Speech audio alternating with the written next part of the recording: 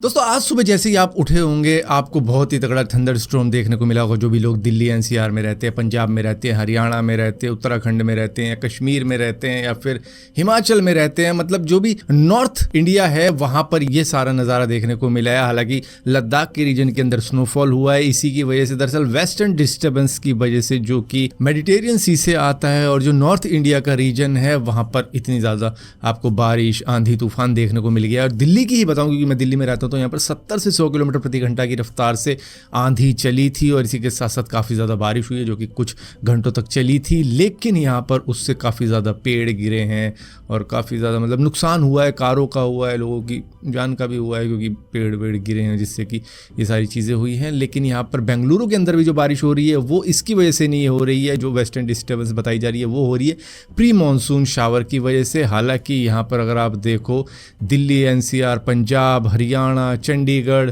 राजस्थान, उत्तर प्रदेश, हिमाचल प्रदेश, उत्तराखंड, जम्मू कश्मीर, लद्दाख, यहाँ पर मतलब कई सारे हाई एल्टीट्यूड एरिया पर स्नोफॉल भी हुआ है। तो उसकी वजह से भाई ये जो सारे ही स्टेट्स मैं बता रहा हूँ, अगर आप जम्मू कश्मीर और लद्दाख को छोड़ दो तो भैया यहाँ पर 5 से 8 डिग्री सेल्सियस तक का टेम्परेचर गिर गया सिर्फ इस रेन की वजह से, जिसकी वार्निंग वेदर डिपार्टमेंट ने पहले ही दे दी थी। लेकिन मैं भी सोच रहा था यार आई नहीं, शाम तक बोल रहे थे वो शाम तक आएगी, लेकिन जैसे ही सोए भाई रात के 2-3 बजे के आसपास से ये शुरू हो गई थी आंधी तूफान आना, और उसके बाद में बहुत तेज बारिश।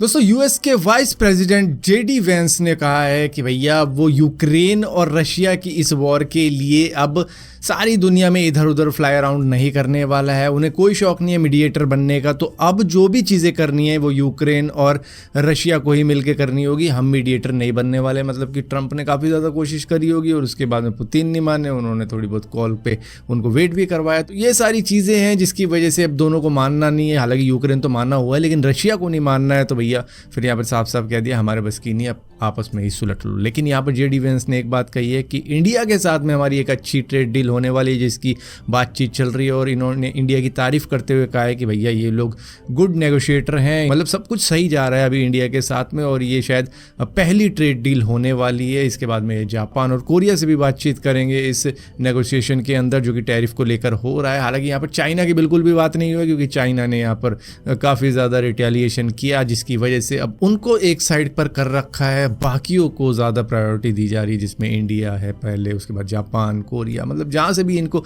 अच्छी ट्रेड डील मिल रही है वहाँ से डील करने की कोशिश कर रहे हैं और नेगोशिएशन की बात चल रही है। दोस्तों हम में से शायद बहुत सारे लोगों को मालूम नहीं है कि आमिर खान को चाइना के अंदर अंकल आमिर कहा जाता है, क्योंकि ये काफ़ी ज़्यादा पॉपुलर हो चुके हैं अपनी फिल्म दंगल की वजह से, 3 इडियट की वजह से, सीक्रेट सुपरस्टार की वजह से, जो कि चाइना के अंदर काफ़ी ज़्यादा बिजनेस कर गई, जिसकी वजह से ये चाइना के अंदर काफ़ी ज़्यादा पॉपुलर इंडियन एक्टर भी बन चुके हैं। लेकिन अब ये यहाँ पर सोच रहे हैं कि मैं इंडियन फिल्म ही नहीं बल्कि इंडो चाइनीज़ फिल्म बनाऊंगा, जिसके लिए कुछ चाइनीज़ दोस्तों से या कह लो इन्वेस्टर्स से बात कर रहे हैं जो कि इनकी फिल्म के प्रोड्यूसर बन पाएँ, और उसके बाद में ये एक ऐसी मूवी बना पाएँ जो कि चाइनीज़ और इंडियन दोनों ही होगी। मतलब कि ये कह रहे हैं कि चाइनीज़ कल्चर भी मुझे काफ़ी ज़्यादा पसंद है, जो कि इंडिया के साथ में काफ़ी ज़्यादा मिलता जुलता है, क्योंकि यहाँ पर इमोशन, कल्चर काफ़ी ज़्यादा सेम ही रहते हैं। तो जिसकी वजह से अब मैं इंडो चाइनीज़ फिल्म बनाने की सोच रहा हूँ, लेकिन यहाँ पर बातचीत चल रही है। दोस्तों पाकिस्तान के एक पॉलिटिशियन का आपको मालूम होगा जिनका नाम बिलावल भुट्टो है, कुछ टाइम पहले हमको धमकी दे रहे थे कि अगर इंडस रिवर ट्रीटी को हटाया गया तो उसमें पानी नहीं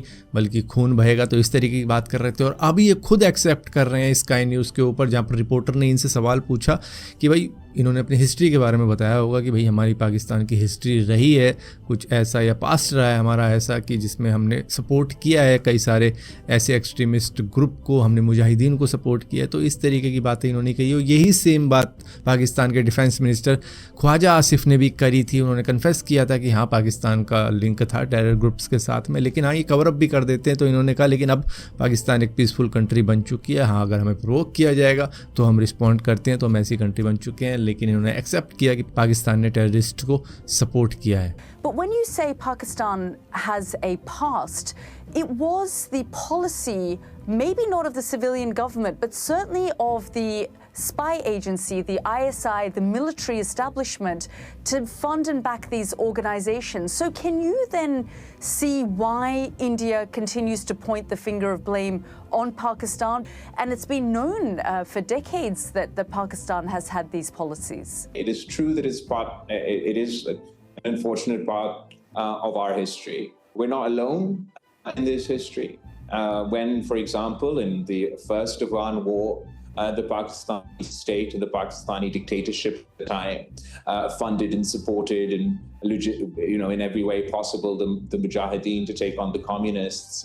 दोस्तों सूर्य कुमार यादव ने आईपीएल के अंदर रिकॉर्ड बना दिया है। दरअसल इन्होंने लगातार 11 मैचेस के अंदर 25 से ज़्यादा रन बनाए हैं, जो कि इससे पहले रॉबिन उथप्पा का रिकॉर्ड हुआ करता था, जहां पर 10 मैचेस के अंदर उन्होंने लगातार 2014 के वक्त में 25 से ज़्यादा रन बनाए थे। तो ये एक इनकी अच्छी खासी परफॉर्मेंस है, जिसके अंदर इन्होंने कुछ इस तरीके से रन बनाए हैं अपने इन 11 मैचेस के अंदर, और हर बार इनको स्टार्ट अच्छा मिला है, जिसकी वजह से आप देख रहे होंगे कि इनकी एवरेज भी बढ़िया ही रही होगी अगर आईपीएल के 2025 को देखा जाए। दोस्तों चाइना स्पेस कोल्यूजन को रोकने के लिए स्पेस ट्रैफिक मैनेजमेंट सिस्टम भी बनाने की तैयारी कर रहा है। ये कह रहे हैं कि ओवर क्राउडिंग हो चुकी है लोअर ऑर्बिट के अंदर, जहां पर 1 लाख से ज़्यादा सैटेलाइट मौजूद हैं, जहां पर चाइना नेशनल स्पेस एडमिनिस्ट्रेशन ने कहा है कि यहाँ पर कुछ कोऑर्डिनेशन बनाना पड़ेगा सैटेलाइट की मूवमेंट का, वरना यहाँ पर कभी भी हमको कोल्यूजन देखने को मिल सकता है इन स्पेस सैटेलाइट का, जिससे कि स्पेस डिब्रीज और बढ़ जाएंगी और बाकी की जो सैटेलाइट्स होंगी उन पर भी दिक्कतें आ सकती हैं। और यहाँ पर दोस्तों जो लोग 4 धाम की जाने की सोच रहे हैं, तो उनके लिए मैं बता दूं भैया, केदारनाथ के द्वार अब खुल चुके हैं। 2 मई है आज, वैसे आपने देखा होगा काफ़ी ज़्यादा रील शेयर हो रही है केदारनाथ की, क्योंकि वहाँ पर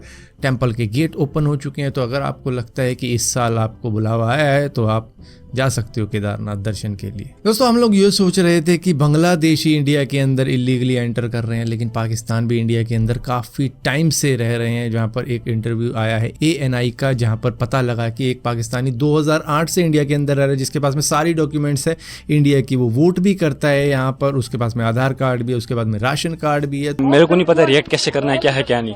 अब जो चीज़ वहाँ पे हुई, किसने करी, क्या है क्या नहीं, वो किसका हक बनता है? एजेंसीज का हक बनता है उनको अच्छे से रिसर्च करके डीप उनका वो एनालाइज करके उनका आउटपुट देना। हम तो उसमें कुछ नहीं कर सकते ना। हाँ, हमें रिपोर्ट किया, हमें फ़ोन किया था नीचे पुलिस स्टेशन उड़ी से, बोला कि आप आ जाओ नीचे थाने में, तो हम लोग आगे सीधा हम लोग वहाँ जी यहाँ का नहीं बना हुआ हमारा पासपोर्ट। हम ऐसे पाकिस्तानी नेशनल्स वहाँ से पासपोर्ट अप्लाई करके थ्रू लीगल तरीके से आए थे हम, ठीक है। हम यहाँ पे 17 सालों से, हम 2008 में आए थे, 24/11/2008 में। तो हमने विद इन 15 डेज यहाँ पे आते ही हमने वीज़ा स्टे करवाया था। सरकार से मैं यही अपील करूँगा, देखो सबसे पहले तो प्रैक्टिकली होकर सोचा जाए, ठीक है। सबसे पहले ये सरकार से मैं अपील करूँगा कि आप कुछ टाइम की मोहलत दे दें, कुछ हल निकालें, कुछ टाइम की मोहलत दे दें। अब जो फैमिलीज यहाँ पे पिछले 20-30 सालों से रह रही हैं, हमने वोट भी कास्ट किया, हमारे हर एक डॉक्यूमेंट्स यहाँ के बने, आधार कार्ड है, इलेक्शन कार्ड है, राशन कार्ड है, हमारा डोमिसाइल है मेरी यहाँ की, बाकी सारे डॉक्यूमेंट्स मेरे बने। अब मैं यहाँ से कहाँ जाऊँगा? तो मतलब कि अब पाकिस्तानी भी इंडिया की गवर्नमेंट को सिलेक्ट कर सकते हैं यहाँ पर रह के, लेकिन यहाँ पर अब इनको कहा गया है कि भैया डिपोर्टेशन होगा तुम्हारा। तो यहाँ पर इनको ही नहीं, एक और महिला है जिनका नाम मीनल खान है, जो कि पाकिस्तानी है, वो इंडिया के CRPF जवान के साथ में मैरिड है। तो यहाँ पर आई डोंट नो ये हनी ट्रैप है या क्या है, क्योंकि यहाँ पर अब डिपोर्टेशन हुआ है, तो जिसकी वजह से इनको भी जाना पड़ रहा है। तो यहाँ पर ये चीज़ों से पता लगता है कि एक नेशनल सिक्योरिटी थ्रेट भी है, क्योंकि यहाँ पर इस तरीके की चीज़ें होंगी जहाँ पर गवर्नमेंट भी चेंज करवाई जा सकती है अगर भैया वहाँ से लोग आके यहाँ पर वोट दे रहे हैं। क्योंकि इंडिया के अंदर पाकिस्तानी लीगल वे में आकर 10-20 साल से रह रहे हैं, जहाँ पर दिल्ली के अंदर ही डिटेक्ट किया गया है कि 5000 से ज़्यादा पाकिस्तानी रह रहे हैं। महाराष्ट्र के भी अंदर करीबन 6000 के करीब में बताया गया पाकिस्तानी रह रहे हैं, और पता नहीं कितनी संख्या होगी जो कि अभी तक डिक्लेयर ही नहीं हुई है कई सारे स्टेटों के अंदर। तो ये शायद टोटल किया जाए तो शायद लाखों में भी चली जाएगा, अगर आप हैरान ना हो तो।